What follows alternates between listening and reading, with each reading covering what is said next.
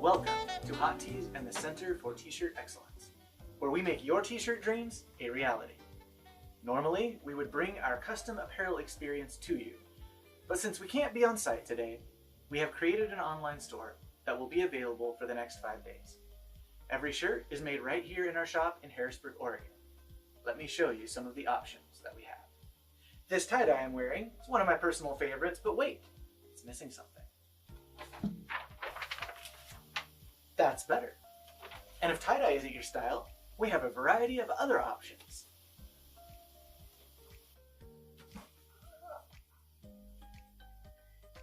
And we even have jackets and hats. Some say what we do is a little bit of magic, but to us, it is just part of a normal day. We hope you will shop with us online at hotteesapparel.com/Mount Hood Jazz. What began in a small workshop in the Sellwood area of Portland over 75 years ago has now grown into the largest piano dealership in North America.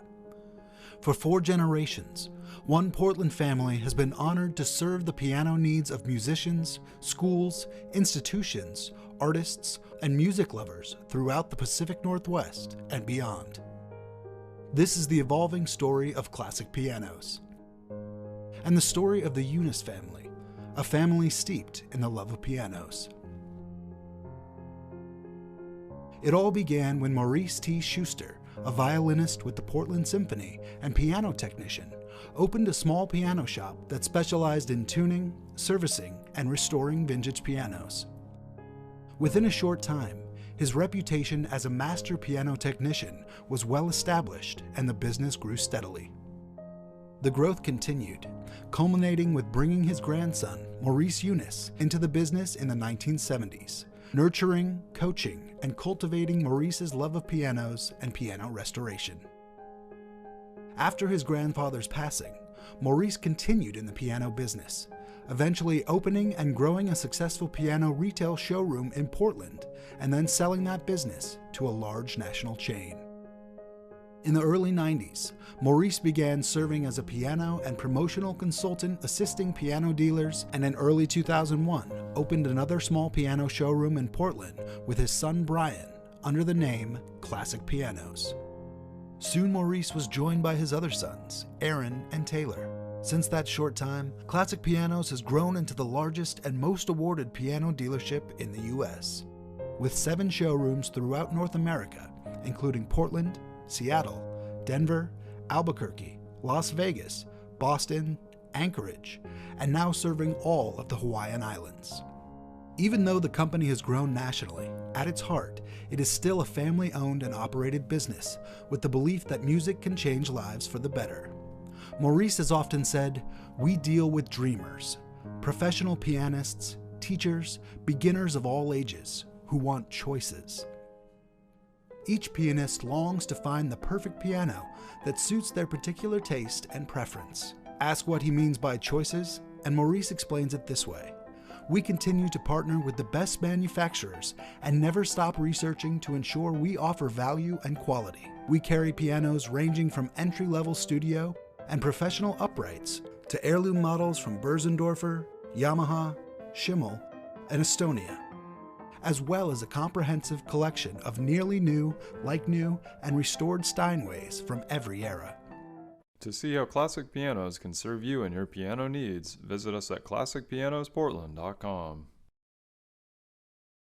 Hey! Hey! Hi! It's time to crack an egg. Easy, any style egg works here. Or smile. Well done, this looks great. Time to share a story. I have a great way to start our discussion. With old friends or new ones. When you're a caregiver. Time to breathe in. Inhale up. Good job. Then let it all out. It's never been easier to connect, learn, and have fun. Cheers! So let's do it together. Come find us at aarp.org/near-you. Hello, my name is Roland Andrews, Vice President of AARP. And on behalf of AARP and our AARP Oregon team, welcome to the 2021 Mount Hood Jazz Festival. As you know, jazz is a uniquely American art form that is deeply rooted in the African American Black tradition, culture, and heritage. But more importantly than any of that, jazz is just food for the soul. It provides a measure of peace, it can provide a measure of comfort, and it can provide overall healing in a time like this when we need it most. So what I want you to do now is just sit back. I want you to relax and just take in those smooth, comfortable, cool, healing sounds of American jazz. So on behalf of the organizers of the Mount Hood Jazz Festival and your good friends and wise defenders at AARP, welcome to the 2021 Mount Hood Jazz Festival. Thank you and enjoy.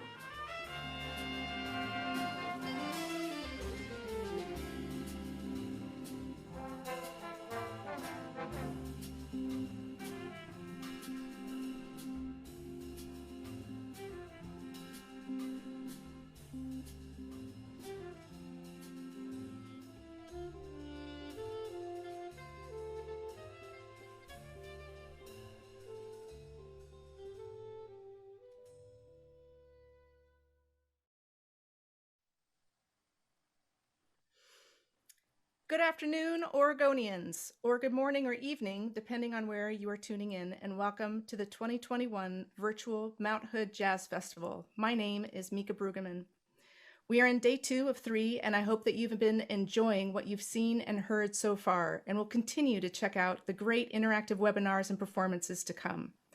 Before we begin, I would like to thank our sponsors, including AARP Oregon, Clackamas County Bank, the City of Gresham, Classic Pianos, Gresham Sanitary, the Gresham Center for the Arts Foundation, Austin Custom Brass, and Spinella's Restaurant. These sponsors, as well as several partners and supporters, have allowed us to bring this festival to you this weekend. You can visit our website for a complete list and to learn how you might also help support the festival so we can continue to elevate our jazz community both locally and beyond. The Mount Hood Jazz Festival would also like to honor the Indigenous people whose traditional and ancestral homelands we stand on, the Multnomah, Cathlamet, Clackamas, Tumwater, Watlala bands of the Chinook, the Tualatin Kalapuya, and many other Indigenous nations of the Columbia River. It is important to acknowledge the ancestors of this place and to recognize that we are here because of the sacrifices forced upon them. In remembering these communities, we honor their legacy, their lives, and their descendants. We thank PSU's Native Nations in collaboration with local tribal elders for the crafting of this statement. Today's presentation is a masterclass of 80 Years of Jazz in Portland by Lynn, Darroch, followed by a Q&A session. If you have any questions or comments throughout the presentation, make sure to throw them in your chat and I will relay those to Lynn. Author, journalist, and broadcaster Lynn Darroch will lead you through 80 years of jazz in Portland, focusing on its 3 golden ages in a video presentation with audio samples and photo illustrations to show how a mid-sized city with a small African-American population has supported a large and active jazz scene shaped by the environment, economic and social conditions, where craft is respected, history carried forward, young talent is nurtured, and nice guys often finish first. Much of the material is drawn from Darroch's 2016 book, Rhythm in the Rain, Jazz in the Pacific Northwest. If memory serves me correctly, the first time I met Lynn was on his KMHD show, Bright Moments, and it was when the Quadraphones were releasing our very first album back in 2010. And we were lucky enough to make it into his book, Rhythm in the Rain. And in preparation of this introduction, I pulled out my copy of the book and felt that there were 2 quotes that I thought best described Lynn's approach to the intertwining of life and music, and that also offered a moment of reflection during these uncertain times. The first is by journalist and jazz critic Doug Ramsey. Darroch has the curiosity of a journalist, the investigative skills of a historian, and the language of a poet.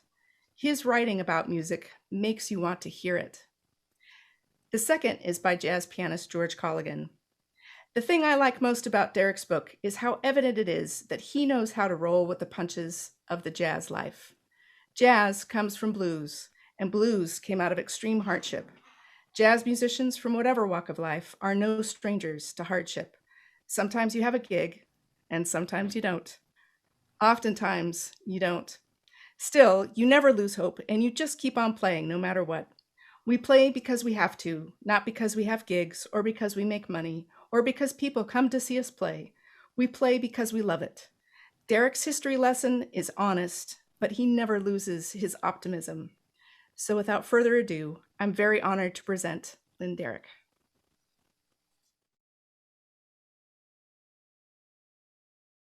Hi, I'm Lynn Darroch, journalist, radio host, and author of the book Rhythm in the Rain, Jazz in the Pacific Northwest. And today I'll lead you on a journey through 80 years of jazz in Portland. You may have heard some of today's Portland artists, and if so, you're aware of what a rich and varied scene this relatively small city supports. So to set the stage for our historical trip, let's listen to a brief medley of currently active artists who represent different facets of the Portland scene, starting here with pianist, composer, and educator Darrell Grant. This is Rivers from his album The Territory. It aims to capture this geographical place in sound.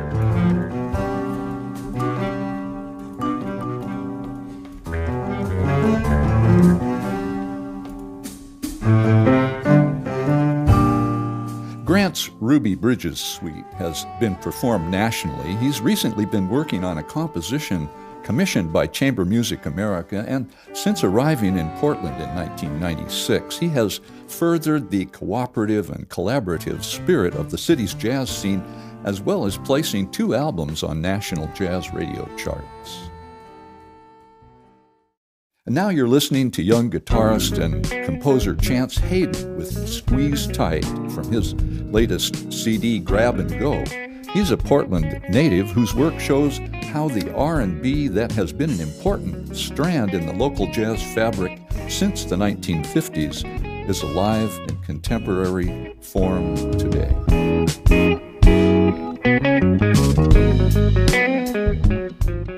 Next, pianist, composer, and educator George Colligan, who has played on more than 100 albums and attained a national reputation before he moved here in 2011. From his album with Jack DeJohnette and Larry Grenadier, The Endless Mysteries.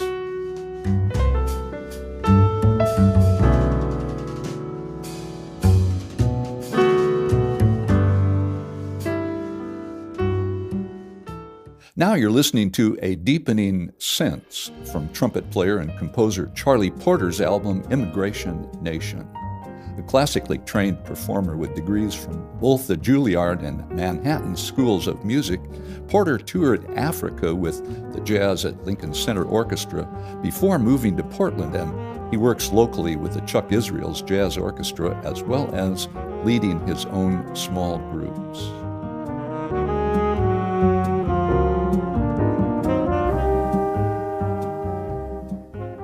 Now, to conclude our contemporary medley, it's B3 artist and composer Louis Payne. His work sits at the confluence of blues, jazz, and R&B. He spent 10 years with the Paul DeLay Band, and he's been with the Mel Brown B3 organ group since 1996. Here, he's leading his King Louis Blues Review with a host of R&B and blues stars, including vocalist Andy Stokes.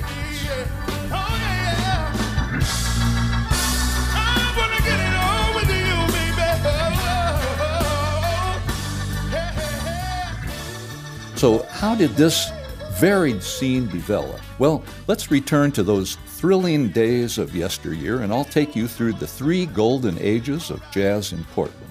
Peaks of activity that coincided with periods of full employment and were shaped by social conditions as well.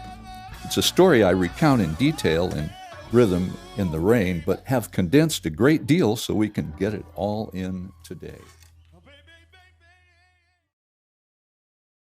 Jazz in Portland grew up far from the centers of influence and power in a city with rough and tumble origins and a small African-American population that was shaped by the water and mountains that surround us. So a certain kind of artist has chosen to settle or remain here, often those who value the isolation and independence it offers, the do-it-yourself attitude it encourages, and our easy access to the natural world. Those conditions and the artists who have embraced them have created a jazz community where craft is respected and history honored, young talent nurtured, and nice guys often finish first.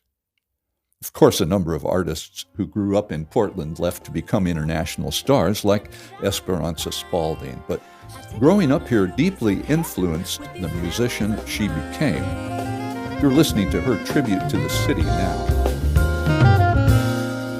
From the city of roses, city of roses. And many jazz immigrants to this city, including Warren Bracken, Spalding's mentor, Thera Memory, and Leroy Vinegar, brought influences and experiences from other regions with them, and that also influenced the Portland approach to jazz.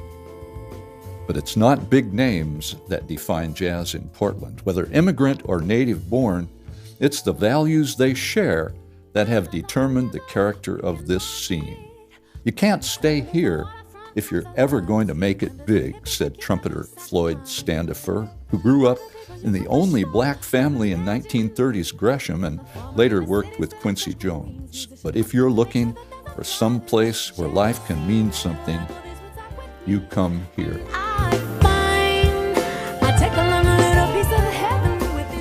Before a local scene developed, touring musicians brought jazz to the city, including Jelly Roll Morton, who passed through town in the 1920s and stayed at the Golden West Hotel, the largest black-owned hotel west of the Mississippi at the time.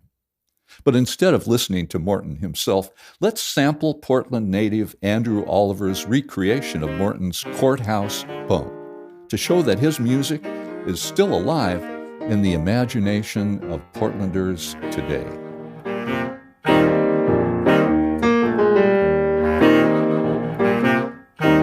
Now, Portland and the entire Pacific Northwest was not a welcoming place for people of African heritage in those days, and that helps explain why Duke Ellington, who played Portland many times in the 1930s and 40s, traveled with his band in a private rail car, just like the president, he said. Other touring artists of color often stayed in the homes of Portland's black residents. Despite the barriers, they came because there was an audience for their music. There was a white jazz scene growing up in Portland in the 1930s, too, where pianist Gene Confer was developing an approach to chord voicings that would influence a generation that came after him, including pianist Lorraine Geller, who you're listening to here.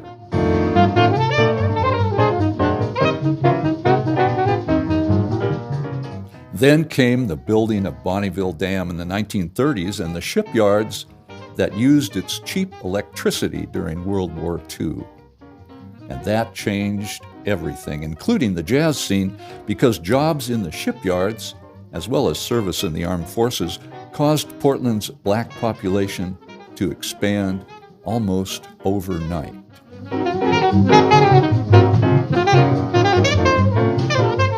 As a result, in addition to discriminatory real estate and banking practices, along Williams Avenue, there grew up a nightclub scene that turned it into a 24/7 music village. And James Benton's converted garage in the Albina neighborhood was an important symbol of solidarity and a focus for that community during this first golden age. Sweet Baby James, as he was known, was a singer, and you're listening to him here with Louis Payne on organ. Louis and James worked together for many years. Ain't been blue, baby. The converted garage behind his house on Xavier near Williams was known as the backyard, and it held theater seats, a drum set, and 2 pianos. Outside there was a big barbecue and 3 mini golf holes. It was known all over, James remembered. Top musicians came, and wives, they'd be out back too. Some guys kind of lived out of there, and if a musician wasn't doing too good, just come by, man, get something to eat. As a teenager, Mel Brown frequented the backyard too. During the summer months, every day religiously, the musicians would congregate around 12 o'clock, barbecue like crazy, do some putting, and if you felt like playing, you went inside and played, Brown remembers.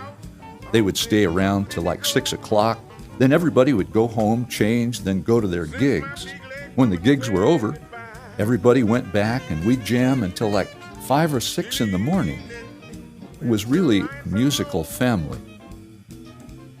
For audiences, though, jazz was just part of a varied cultural experience in that active scene, and it often included gambling, after-hours liquor, and prostitution.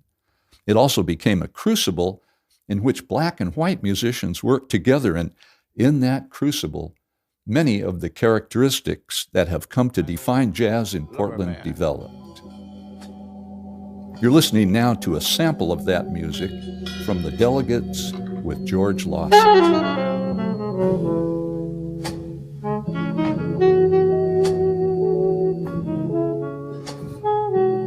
Much of that activity came to a halt in 1958, however, when the city razed part of the neighborhood to build the East Side Freeway and Memorial Coliseum. Suddenly, the nightclubs were gone. But the nearly all-white city of Portland had been irrevocably altered by a 5-fold increase in the African-American population whose cultural influence far exceeded its relatively small size. Other social conditions worked to erode Portland's first golden age too, including the city's crackdown on so-called vice, as well as the spread of TV and the baby boom. Both kept people at home, and rock and roll became the music of youth culture, replacing big band swing. In addition, after the mid-1960s, the practices that had blocked people of color from buying property were relaxed or ruled illegal, and the African-American middle class began to leave the Albina neighborhood. Black musicians were also able to work in what had previously been exclusively white territory, although that didn't come easy, as bandleader, pianist, and singer Warren Bracken found. Bracken came to Portland in 1950 after a stint as the house pianist at Billy Berg's in L.A. and tours with the Billy Eckstine Band, and he found, he said, a completely different life up here. And you're listening to his version of After Hours now.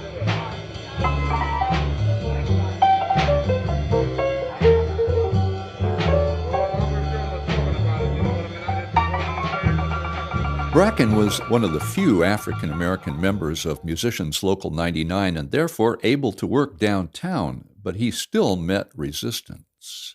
When I first joined the union, he recalled, they didn't want you to play downtown. They were saying, oh, you can't have that job, man. We've got white musicians out here walking the streets that need the work. But if you stood up and fought, Bracken learned, you got what you wanted. Bracken generously opened his bandstand to younger musicians, too, including drummer Ron Steen and Native American saxophonist Jim Pepper, both of whom became important influences. Pepper and Steen were just two of many players who emerged in the 1960s and early 70s, including Glenn Moore, David Friesen, Nancy King, and Tom Grant. And along with their contemporaries, they helped build an infrastructure that would support the jazz renaissance of the late 1970s. Some of those players left permanently, others returned, while newcomers began to arrive during the early 1970s too, including Janice Scroggins, Thera Memory, the Ghanaian master drummer Obo Adi, and pianist Eddie Weed. And here's Weed now on piano.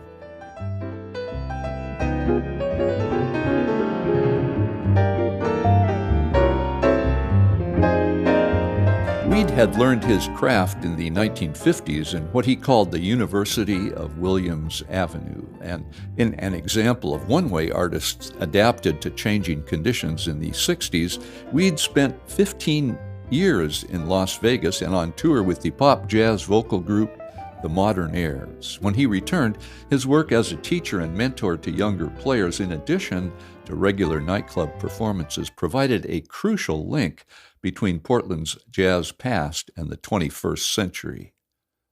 And so did Portland's thriving blues scene.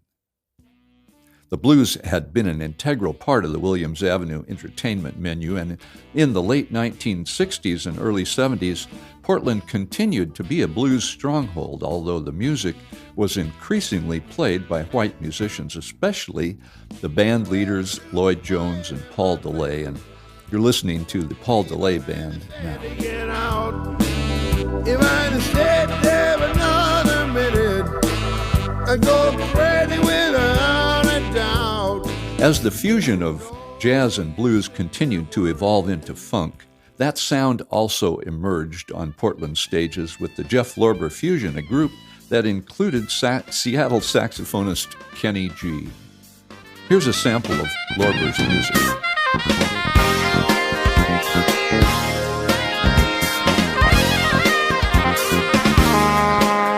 So it may seem that the 1960s and early 70s were a kind of dark ages for jazz, but a lot of activity was still going on, and it shaped what was to come when that period ended, symbolically anyway, with the return of Mel Brown. The construction that had taken out the heart of the Williams Avenue scene was followed in 1970 by the destruction of nearly 300 homes and businesses in North Portland when the city and expansion minded Legacy Emmanuel Hospital. raised the residential center of the city's African American community. So it's fitting that Mel Brown, who had cut his teeth on Williams and grew up in the neighborhood that was destroyed in 1970, should be a factor in setting the jazz scene on the road back to popularity when he returned in 1973. You're listening to the Mel Brown Trio now.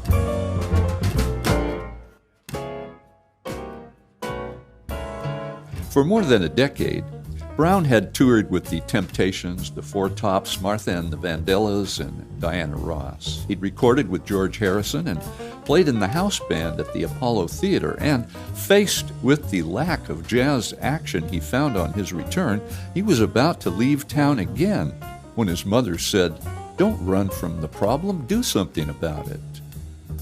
So he decided to bring a trio into Fracasso's Prima Donna downtown, and after a couple of nights, there was a line out front. The jazz renaissance that would hit its peak by the late 1970s was underway. Brown was always striving for excellence, and during the 1980s, he put together a sextet modeled on Art Blakey's Jazz Messengers that honed its repertoire and approach at a Southeast Portland club called The Hobbit. They produced the critically acclaimed CD, The Mel Brown Sextet Plays the Music of Gordon Lee, and you're listening to that album now. And they won a nationwide competition that landed them a slot at the Playboy Jazz Festival. Pianist and composer Lee had arrived in Portland in 1977, one of the many jazz immigrants who contributed to the second Golden Age. Now, I call Mr. Brown the golden thread that pulls all the strands of jazz in Portland together. He lived the whole story, from the first Golden Age on Williams through the second into the third and beyond. He embodies the city's history and carries it forward with him today, and he's passed it along through his exemplary musicianship and teaching. Brown was not alone in his pursuit of excellence, of course, and the high-level artistry of such musicians as Nancy King, Glenn Moore, David Friesen, Ron Steen, and Tom Grant all contributed to the dedication to craftsmanship that also became a characteristic of jazz in Portland. So let's listen for a moment to Nancy King and Glenn Moore.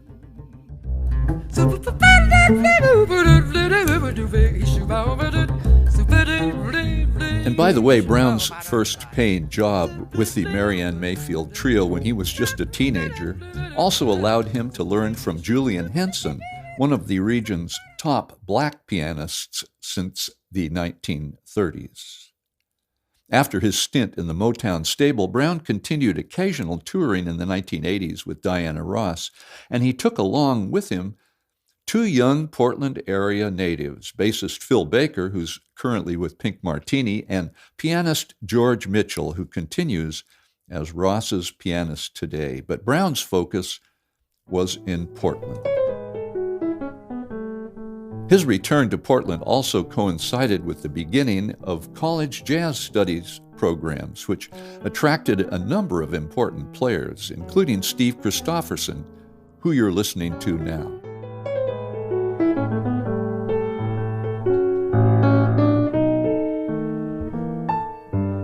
Other arrivals included Mike Horsfall, Mark Simon, and Ben Wolfe, who left town for New York to work with Harry Connick Jr. and Wynton Marsalis.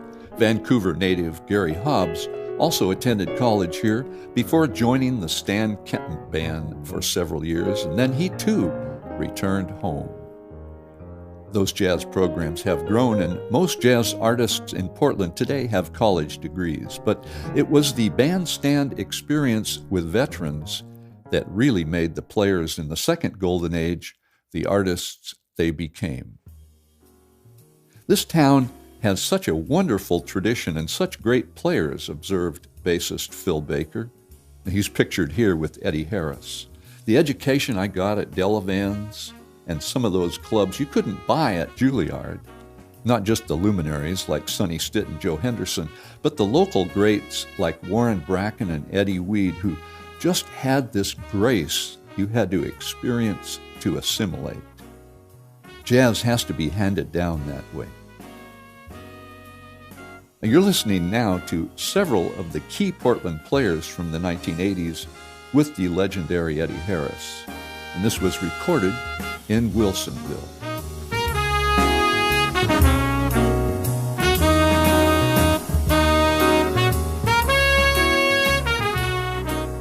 The result of all the activity those players generated was Portland's second golden age. By 1981, Portland had more live jazz than any other West Coast city. 48 eating and drinking establishments were presenting jazz in some form or other, from solo piano to big bands, and boosters were calling Portland Kansas City on the Willamette. Straight-ahead and avant-garde styles, funk and blues, could all find audiences interested in what they were doing. Indeed, many clubs presented multiple styles at this time, echoing the kind of mix that was heard on Williams Avenue in the 1950s.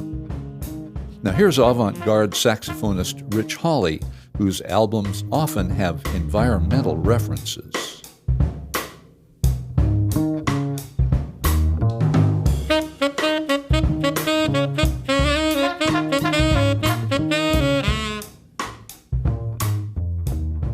And again, the local economy was important, despite the recession that hit Oregon in the early 1980s.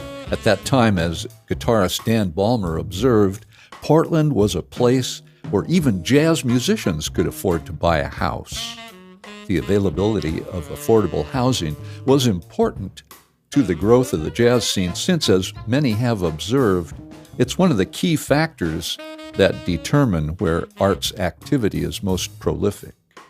The Jazz Society of Oregon also played a role. Founded in 1973 by fans who wanted more jazz in the city, it helped promote the music by presenting concerts and publishing a newsletter with a monthly jazz calendar.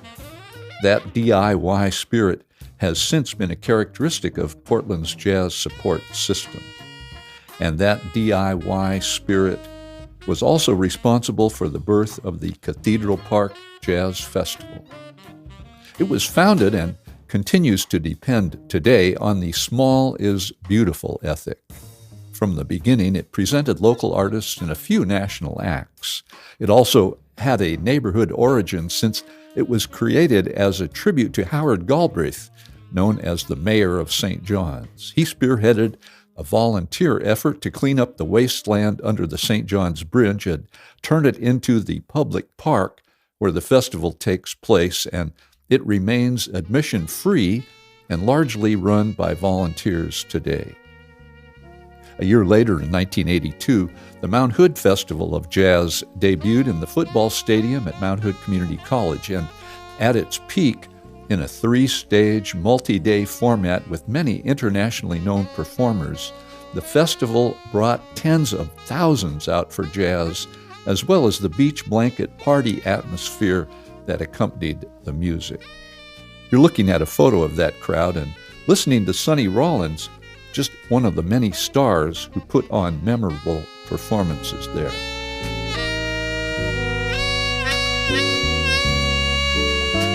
The festival ended in bankruptcy in 2002, but returned in a reduced form and continues today.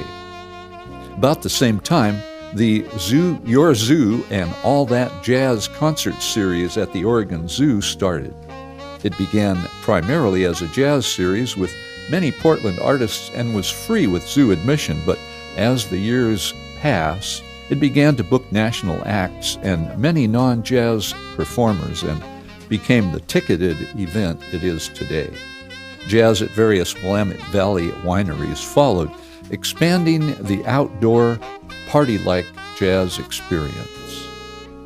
The Waterfront Blues Festival also began small in 1987, but it's grown to a huge 5-day event. Now, all those events echo the Williams Avenue scene where jazz was part of a larger cultural experience for many listeners. They also helped expand the audience for jazz and boosted the amount of work available for musicians, just a couple of the factors that would soon make the city a magnet for another wave of jazz immigrants, including Leroy Vinegar, who's pictured here. Those events went hand in hand with the economic and population growth that Portland was experiencing too, a development that led to gentrification.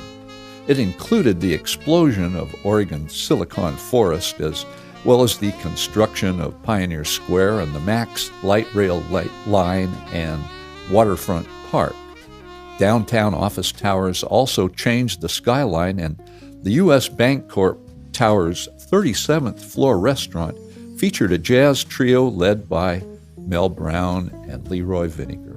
Its association with those developments helped make jazz appear to be, in the minds of many anyway, the music of urban sophistication. You could also see that trend in the Tom Grant Band, a pop jazz ensemble that took off from Grant's pioneering smooth jazz albums of the mid-1980s and early 90s that kept him on the charts for a decade. And you're listening to a sample of Grant's music at that time here.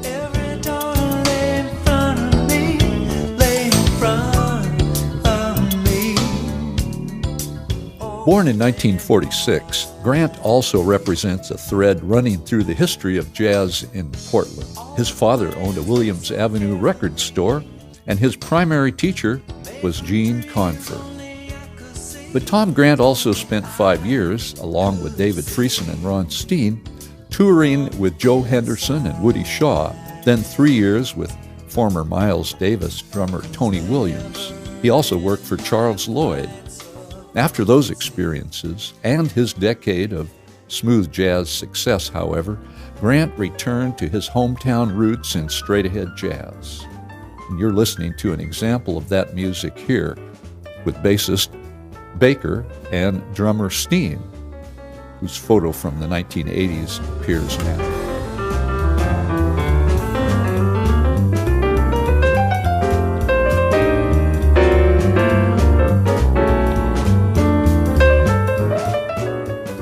A key member of Grant's band during the late 80s and early 90s was guitarist Dan Ballmer, another Portland native who toured internationally with vocalist Diane Shure. Like Grant, he also abandoned the road for a career in Portland. "I guess I'm just a hometown boy," Tom Grant explained, and many other Portland natives have felt the same. The second golden age began to fade by the mid-1980s, when the number of eating and drinking establishments presenting live jazz was half what had been a few years earlier. But the number of jazz musicians in the city continued to grow, and the top players continued to work regularly, so Portland still supported a vital, though reduced, scene. Well, let's listen to a quick sample of Dan Ballmer's music now.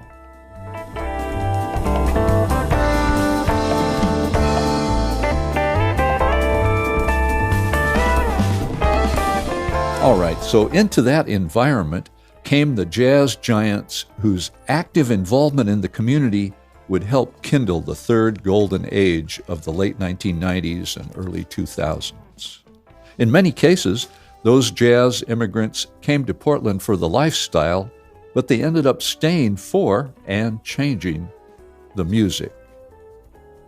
Here, they could take their kids to the mountains and afford to live on leafy streets.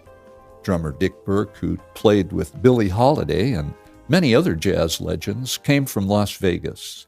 Singer-songwriter and pianist Dave Frischberg also arrived in 1986, as did legendary bassist Vinegar. You're listening to Frischberg now, and he's pictured here. I want to be a sideman, just an ordinary sideman.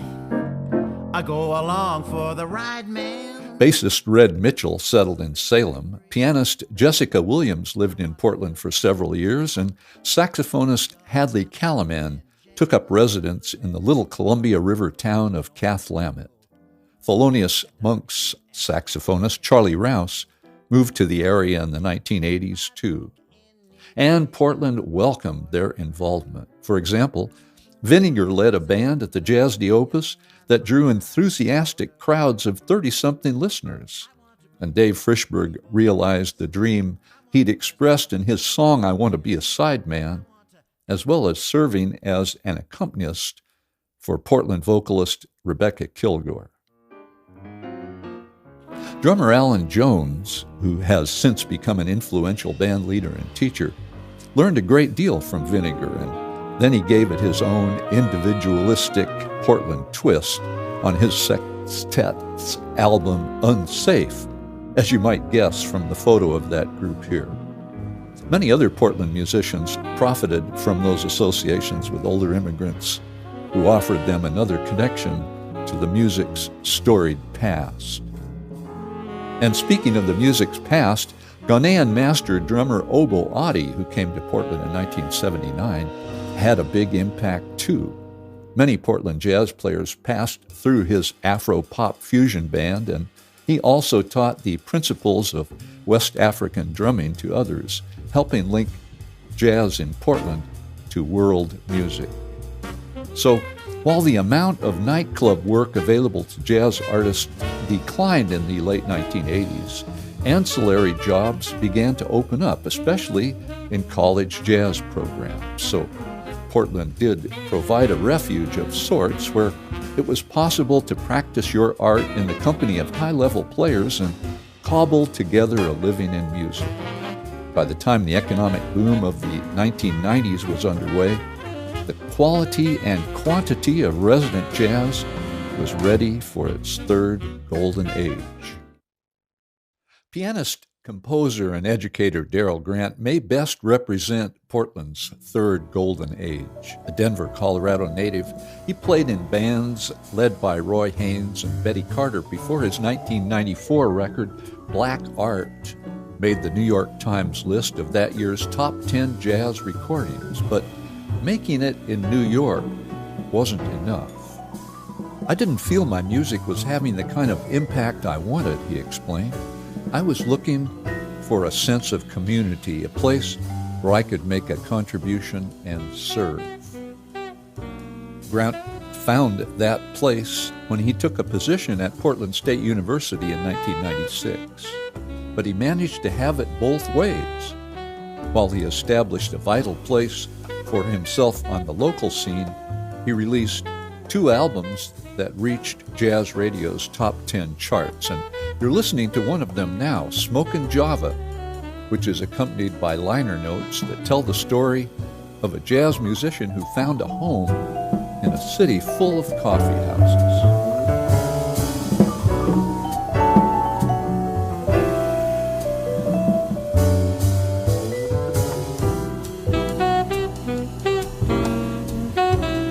The local press was also routinely reporting on local jazz activity as well as touring stars.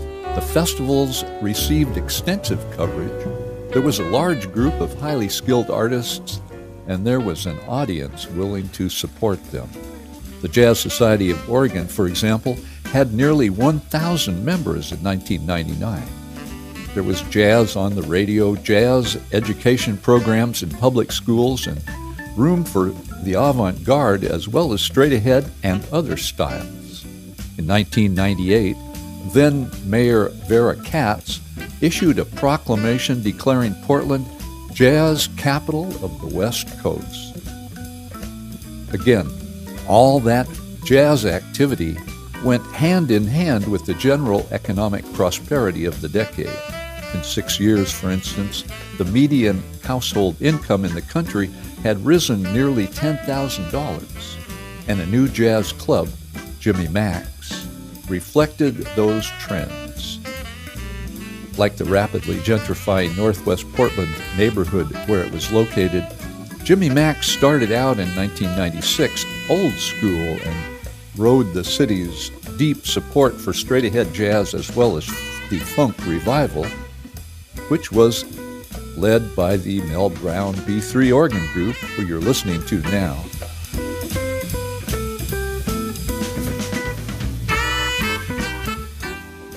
And then Jimmy Mac's moved into a new building in 2006 that seated more than 100 and offered fine dining as well as nightly jazz, a physical symbol of the changes that had ushered in the third golden age. So despite the fact that the life of a jazz musician was as precarious as always, pay for nightclub work had not gone up for a decade, for instance, while the cost of living was rising. Portland was still an attractive place to play jazz and pursue a lifestyle that emphasized personal and artistic goals over financial success. In 2002, a Downbeat magazine article proclaimed Portland the new jazz mecca. So more musicians continued to come and collaborate, and as a result, the Portland sound evolved again. But as the music changed, the core values that had always defined the scene remained. Nice guys often finished first. Promising young players were nurtured, jam sessions flourished, and older musicians were still available to pass along their knowledge, like James Benton did for Esperanza Spalding, pictured together here. So the third golden age endured on the strength of those trends until the global financial crisis of 2008. In the years leading up to that moment, grassroots jazz activity, including house concerts, also helped keep musicians active and audiences engaged. You're listening now to one musician who took advantage of those small venues, guitarist John Stoller.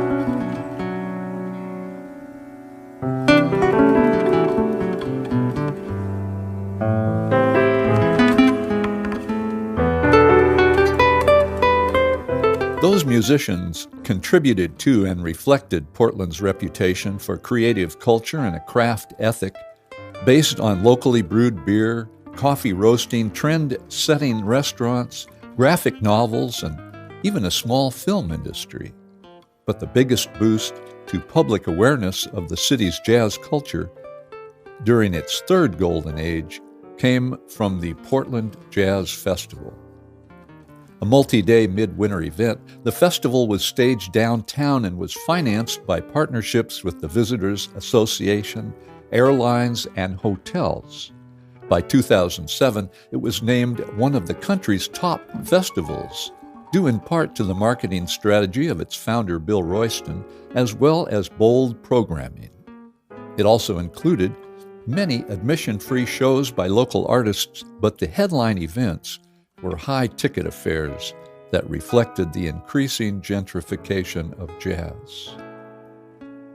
In another example, the Vancouver, Washington Wine and Jazz Festival debuted in 1998 and over the years increased its non-jazz acts and emphasis on wine, craft booths, and food. One of its crowds is pictured here. Successful festivals of this kind present jazz in places where people with disposable income want to be, like Vancouver's beautiful Esther Short Park, and pair it with activities that appeal to the same demographic. Interestingly enough, that was the same formula that made the Williams Avenue scene so popular in the city's first golden age, with a different demographic and different activities, of course. By 2011, however, the scene looked bleak to many musicians who had experienced that third golden age. The audience was shrinking, as was club work, and the local economy was tanking. And yet more high-level jazz players continued to arrive, including George Colligan, Devin Phillips, Todd Strait, Eddie Martinez, and Chuck Israels, pictured here with his 10-piece orchestra. In fact, when he arrived, Colligan thought Portland could become a viable alternative to New York City. But his optimism faded after half a dozen more key venues closed in 2014. Even as the audience seemed to be getting thin, the city was bursting with exciting jazz projects and musical excellence. Just one example was the emergence of the Christopher Brown Quartet, led by drummer and composer Christopher, son of Mel Brown, and young bassist Damian Erskine also became a presence on the scene when he wasn't touring and recording elsewhere. This audio sample is from Erskine's album, So to Speak.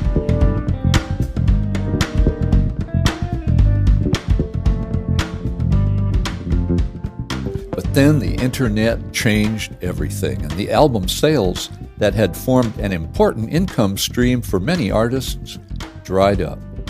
And yet for some, the new reality was liberating. There's no money in it anymore, observed Darroch Grant, and that's created a lot of freedom. The illusion of success has been taken away, so we might as well do what we want.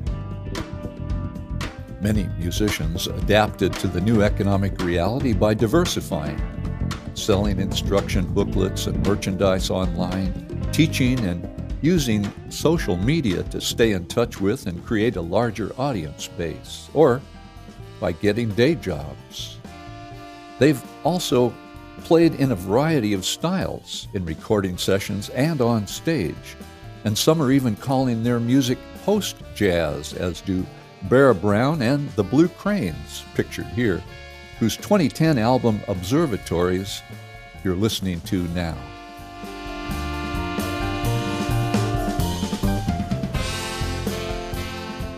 And established festivals continued to grow.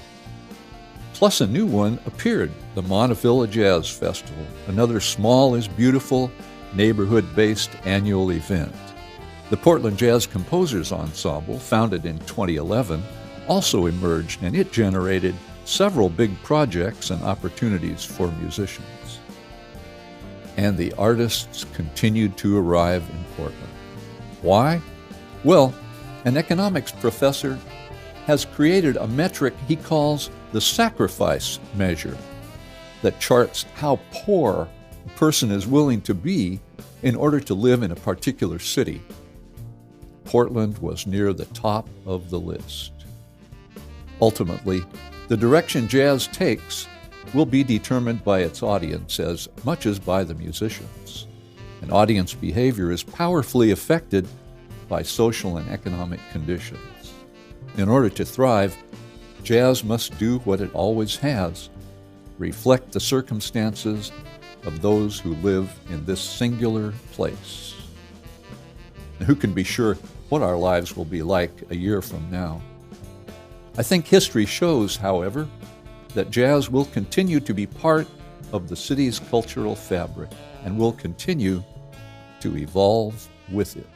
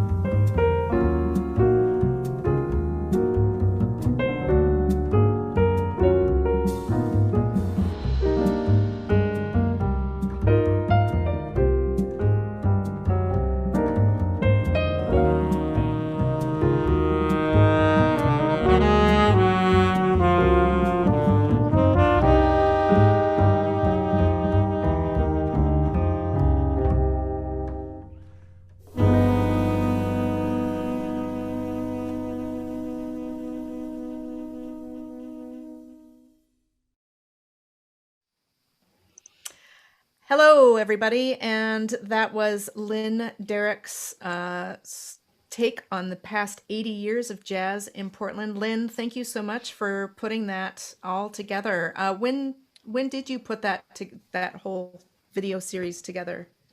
Well, most recently, just last about 2 During weeks COVID ago, times? I just finished 2 weeks ago. Yes. Is this how we spend a productive COVID time? Is Well, by I putting wish I this had had together? that much time, but I don't think I had but a month to do it, Oh actually. my. Well, Well, fortunately, I was able to draw a lot from my book, Rhythm in the Rain, Jazz in the Pacific Northwest. But the hardest thing, of course, was to condense all of the 80 years of history down into 44 minutes of video. yeah, that's a whole lot of history to have to squish into a very short video. But Yes, I was very sorry to have to leave out so many important people and places and events. you'll have to do a supplementary video, perhaps, that could Yeah. be tagged along Yeah. with that one. So we do have a comment from Sharon Mary Treadgold, who says that, Lynn, you signed Sharon's book of Rhythm in the Rain years ago, and how that video was just a perfect companion piece for that. Oh, thank you. And Thanks, yes, Sharon. yeah. I remember, I think she was named KMHD #1 jazz fan at some like the 2016 Portland Jazz Festival or something. Hey, that's So fantastic. I love that. congratulations again, Sharon. Yeah, that's wonderful. And then we have a question right out of the bat here from Dunya. So Dunya is asking, what happened to the proclamation of being the jazz capital of the West Coast? Is it still active? Well, whatever happens to those proclamations, some of them last. For example, the Oregon legislature named, I can't remember the date, but they named one day in the springtime, could be even today, or May the 5th, anyway, as Leroy Vinegar Day. And I believe that is still an actively celebrated thing. Darrell Grant created at Portland State University the Leroy Vinegar Jazz Institute. And so some of these kinds of things remain, and others of them just vanish into the ether, having only a moment's impact. Lynn, I have a very funny story for you and our viewers, if you'll indulge me for 1 minute. Please, stories we love. My husband was convinced by one of his best friends to move to Portland, Oregon. I believe he was in Omaha at the time, but although he did a lot of traveling, so I'm not sure. But when he moved up here, and this friend years later, ended up marrying us. So he's a dear friend of both of ours. And I guess when he first moved to Portland, he came across a bass player playing on the street, as the story goes, as I understand it. And the bass player handed him this box, and it says, "The best to you, enjoy the Walker, Leroy Vinegar, 1994." And inside the box is a watch. Wow. With Leroy Vinegar on it. Does it tell time? If the battery were still working, it probably would. I was actually interested in trying to get another battery for this to see if it did work. But this was kind of a really precious little gem that our friend sort of bequeathed to us as. Wow, what a beautiful thing that was. Leroy playing on the street. Yeah, at least that's my understanding of it. I need to actually, it's been a while since that story has been told. So that's the way history is, isn't it? Exactly. It does change and move around a little bit. I know that one of the first gigs Leroy had in Portland was at this restaurant called La Carreta on McLaughlin Boulevard. And I think he just walked in there and tried to get a gig because it was nearby to where he lived at the time. He came here because his heart surgeon was here, and he thought that he would have a quiet life in Portland and work on his memoirs. And instead, of course, he became a very active part of the jazz scene. Yeah, that's so fantastic. Well, and that sort of seems, that's very common thing. Some people, just musicians, maybe come up here to check something out, and then they completely sort of get steeped into the music scene, which is kind of a beautiful thing about playing jazz here in the Pacific Northwest. So that's lovely. Lynn, are you a musician? Do you play instruments?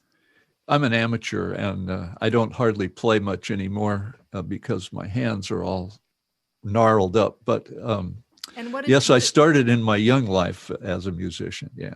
What did you play? Well, woodwinds. What else, Mika? Fair enough. And so was that sort of the seed that started your interest in jazz in the Northwest and developing this book, Rhythm in the Rain?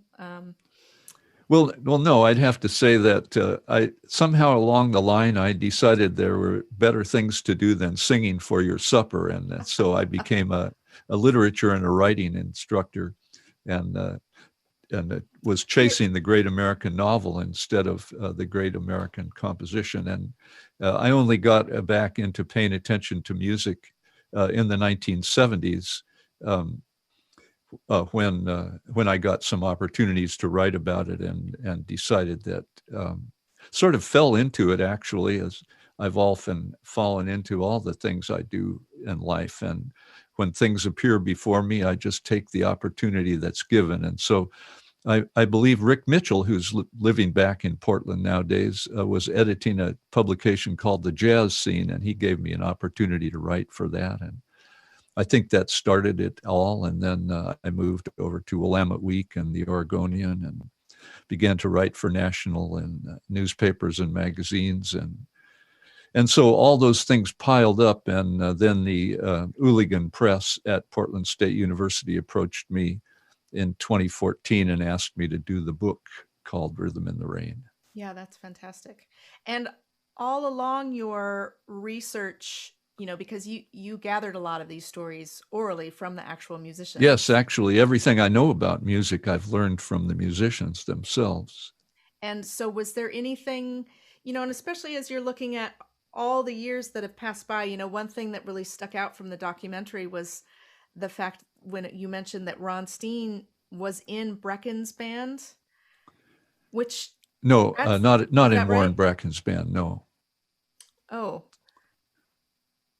Which... I believe Warren Bracken allowed a lot of the younger players to come and sit in with him, and sometimes were on a paid basis when Warren was playing downtown in the 1960s and 70s. Gotcha. Yeah. And those included Jim Pepper and Ron Steen. Right. Yes, that was the reference. So it just, in my mind, in some ways that seems so long ago, but, it's really not. It's just in a blink of an eye that all of this has happened. So in thinking of, putting all of these stories together, was there anything that stuck out to you as being really surprising or shocking or unexpected? Well, I guess every twist and turn is unexpected at the time that it occurs. And when we look back, everything seems logical and to make sense, or at least that's the storyteller's job, isn't it? To make everything seem inevitable and a part of a logical progression. But I would say that, some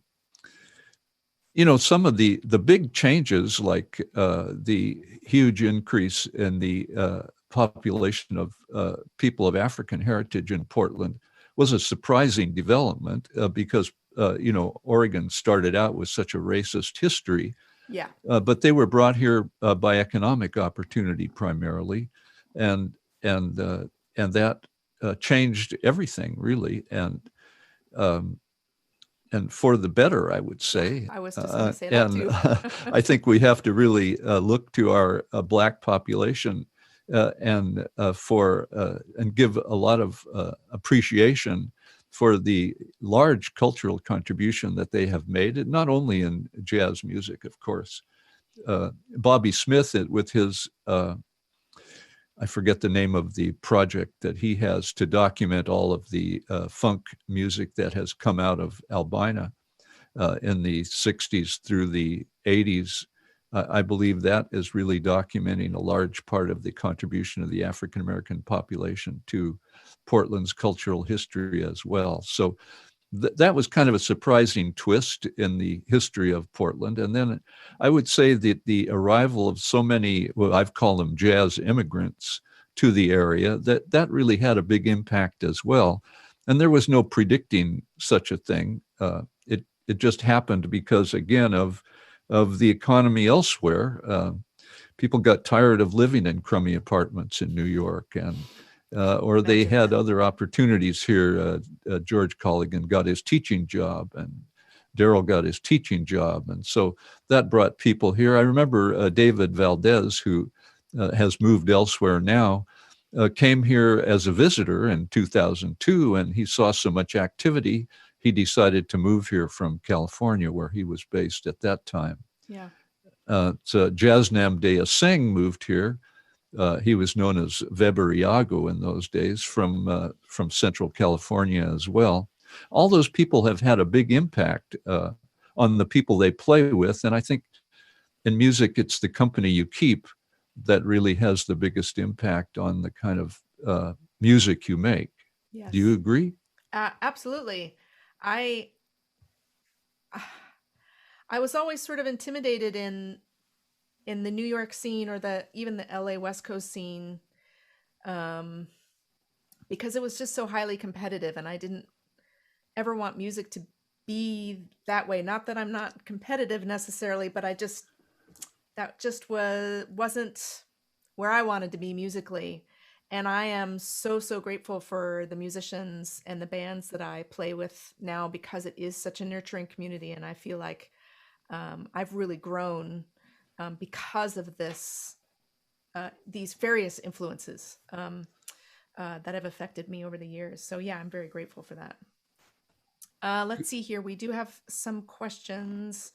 Another question from Sharon. She was curious to know if there were any updates that you may know of about Jimmy Max. Jimmy Max, for some of our viewers who may not be aware, although it was on the documentary, was one of the premier jazz venues here in Portland, but that got shut down, unfortunately, due to Jimmy's passing away. And also, Sharon she says, also think it was so cool about the Castle Jazz Club near Gladstone area. And she's wondering if any artifacts are remaining from there. I don't know about artifacts, but I was thinking about one of the groups that I have left out mentioning in this video was the Castle Jazz Band, which had a big following in the Portland area in the 50s and 60s. No, I don't know anything about that. I haven't really been a collector of things. Just tried to collect information, really, and so I don't have any posters and very few audio artifacts from the early days. Unfortunately, there are people out there who probably have collected those things, but it hasn't been me. She wanted to know about updates on Jimmy Max and John David Studenberg, who was the bar manager at Jimmy Max during its heyday. In fact, all the time, I think, that it existed. Yeah. He and his partner, whose name slips my mind right now, have been working to try to revive the club. And so if you get on Facebook and become a friend of John David Studenberg, you may get some updates from him. I myself don't have any. All right, that's good to know. And I'm going to give just a couple minutes for anybody to ask any further questions that they may have for Lynn or about the presentation. And in the meantime, I just wanted to remind all of you that this year's festival is happening because of sponsors and supporters who value the arts and want to ensure that our musicians weather the pandemic. We are grateful for their contributions because it has allowed us to bring these events to you for free. If you would like to make a donation to the festival so that we might continue to be able to provide work for musicians and education and inspiration for you, the link is below and in the chat. And I think I sent the link at the very beginning of the chat there. If you'd like a free way to help the festival, hit the share button and tell your friends. Please make sure you like and subscribe to our media channels and click the notification bell so you get notified when we go live or post a video. And let me see if there are any other questions. Lynn, do you have anything else that you'd like to add? I just wanted to name some of the names that I have left out, because I think there's so many important people like Walter Bridges, who led a big band here for many years, starting in the 1940s. And he might have been the first African-American person to be a member of Musicians Local 99 here in Portland. Akbar DePriest was another one who put on a lot of concerts and brought a lot of younger musicians along in the 70s and 80s. And I also, you saw a photograph of a very young Esperanza Spalding playing bass with the Sweet Baby James Benton. And right next to her was Bobby Bradford, the trumpet player. And he and Cleve Williams were also very important in the 1940s and 50s in Portland. And moving into the 1990s and 2000s, of course, Randy Porter, the pianist and composer and teacher, has been a really crucial person. And he was named most recently the Jazz Journalists Association's Jazz Hero for 2021 in Portland.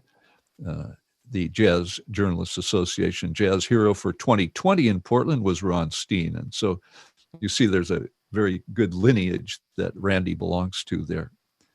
So I want to thank the festival for letting me, my friend Mika, who does so much good education work and plays a mean baritone saxophone. Thank you all. And Lynn, I do have actually one last question for you, if you don't mind. No, go ahead. Do you have any predictions, especially post-COVID world, about a fourth golden age for Portland, Oregon?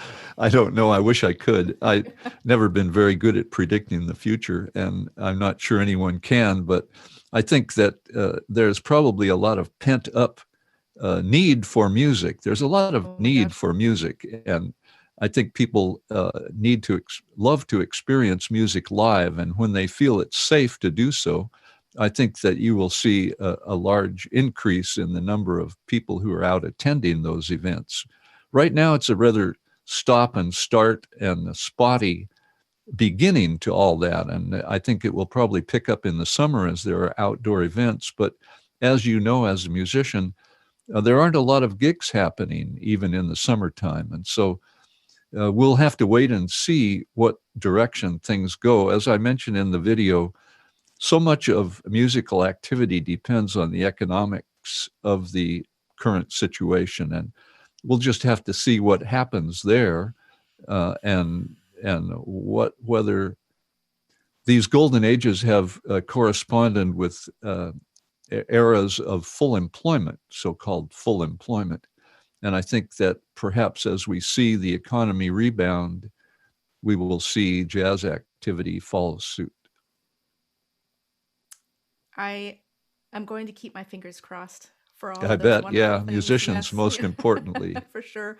Well, Lynn, thank you so much for all of your research and for keeping all of these really critical jazz voices alive, and for sharing this wonderful video. Make sure to stick around for more of our programming.